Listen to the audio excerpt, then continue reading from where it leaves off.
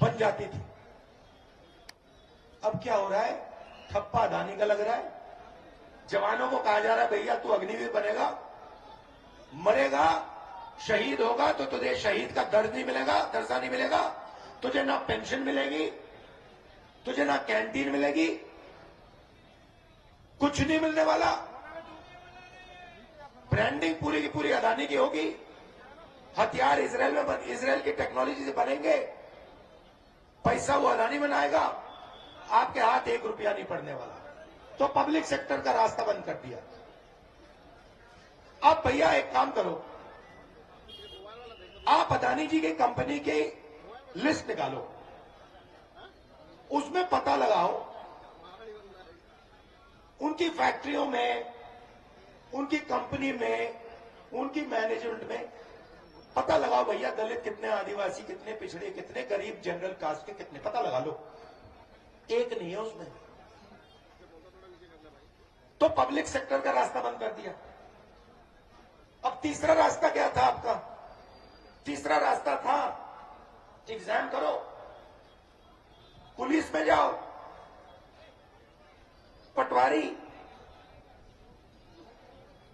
सरकारी नौकरी करो। अब उसमें उन्होंने नई चीज चालू कर दी। आप सुबह उठो, आपके बच्चे सुबह उठे, पढ़ाई करें, 2-3 साल पढ़ाई करें, फिर एग्जाम का समय आता है, गरीब बच्चा इस साइड देखता है, वही 2-3-4% लोग सुबह आते हैं, उनके मोबाइल फोन पे 2-3 दिन पहले पेपर आ जाता है, पेपर लीक हो जाता है। आप लोग देखते हो, वो मजे से मोबाइल फोन पे उनका पेपर होता है, पूरी तैयारी। आप लोग तैयारी करते हो पूरी सिलेबस की, वो तैयारी करते हैं 5 सवालों की, उनकी तैयारी 5 सवालों की, आपकी पूरी सिलेबस की, मर गए आप। तो ये भी रास्ता बंद कर दिया।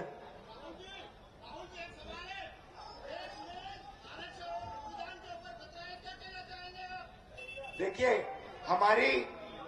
हमारी पॉलिसी बिल्कुल क्लियर है। सुनिए, आपने सवाल पूछा तो अब सवाल का जवाब सुनो, है ना। हमारी पॉलिसी बिल्कुल साफ है। सामाजिक अन्याय के खिलाफ क्रांतिकारी कदम, जाति जनगणना, जाति जनगणना। अब ये मैं आपको समझाना चाहता हूं। आपको कभी चोट लगी है? हाथ पैर टूटा आपका कभी? किसी का यहां पे हाथ पैर टूटा है? आपका टूटा? ठीक है, क्या टूटा था आपका? ये हाथ टूटा था ना। जब आप अस्पताल गए, आपको यहां चोट थी, डॉक्टर ने आपसे पहली बात क्या कही? एक्सरे।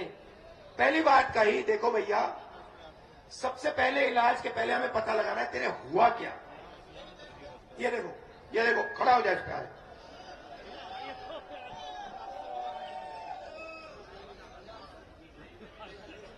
तो ये देखो, हाथ उठाओ ऐसे, इसको उठाओ, ये देखो, इसका हाथ टूटा। पहला काम डॉक्टर ने क्या किया? ओपीडी बनाई, नाम लिखा और एक्सरा।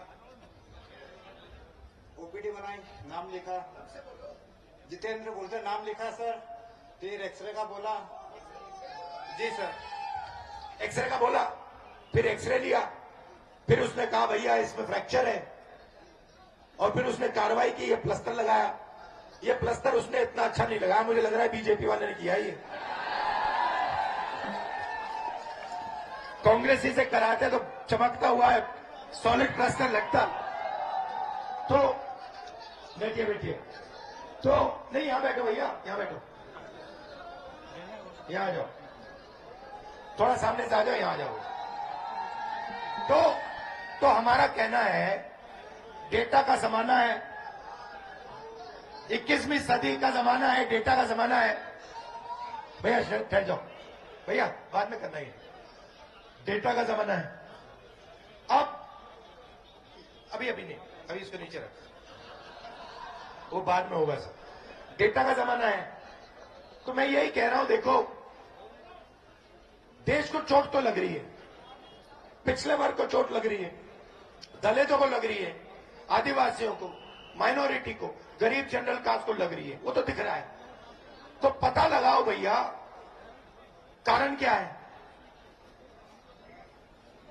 सबकी गिनती करो, हर जात की गिनती करो और फिर यह पता लगाओ किसके पास कितना धन है।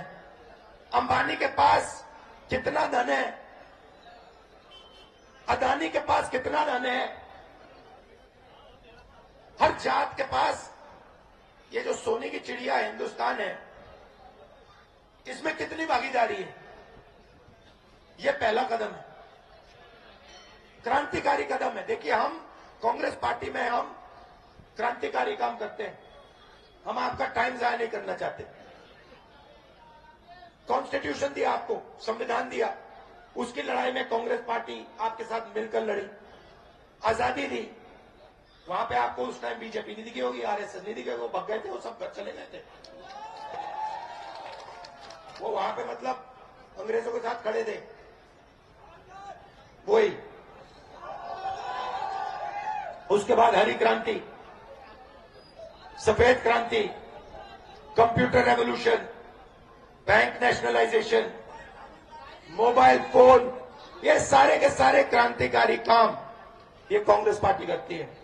और अगला क्रांतिकारी काम जाति जनगणना होगा और इसके बाद आप देखना हिंदुस्तान में सच्ची राजनीति शुरू हो जाएगी, क्योंकि गरीबों को पता लग जाएगा, गरीबों को डेटा मिल जाएगा कि भैया कितनी बुरी तरह हमारे को दबाया जा रहा है, मारा जा रहा है, कितना अन्याय हमारे साथ हो रहा है। एमएसपी का बताता हूं। बीजेपी ने कहा भैया एमएसपी तो किसानों को दे नहीं सकते।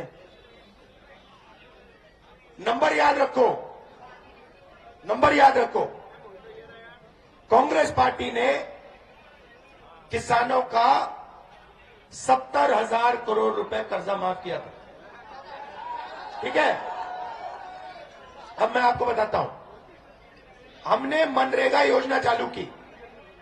ठीक है, उसमें हम कितना पैसा देते हैं साल का?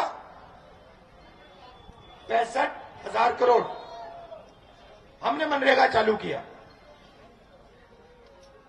5 साल बाद किसान हमारे पास आए, उन्होंने हमें कहा देखिए राहुल जी, मनमोहन सिंह जी, आप मजदूरों की मदद कर रहे हो, आप उनको मनरेगा दे रहे हो, आपने हमारी मदद क्यों नहीं की? और हमने कहा देखिए आपने बिल्कुल सही बात बोली है, मनरेगा हमने मजदूरों को दिया, किसानों का हम 70,000 करोड़ रुपए कर्जा माफ करेंगे, लीजिए चेक लीजिए, घर जाइए। और किसानों ने पूरे देश में पटाखे बजाए। ठीक है, अब देखिए, ठहर जाइए, ठहर जाइए, डिस्टर्ब मत करो भाई, डिस्टर्ब मत करो।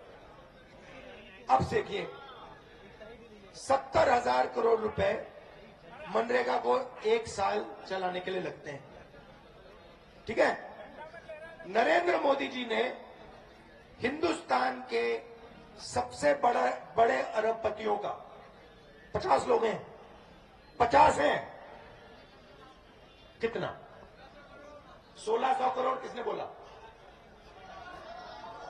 16 लाख करोड़।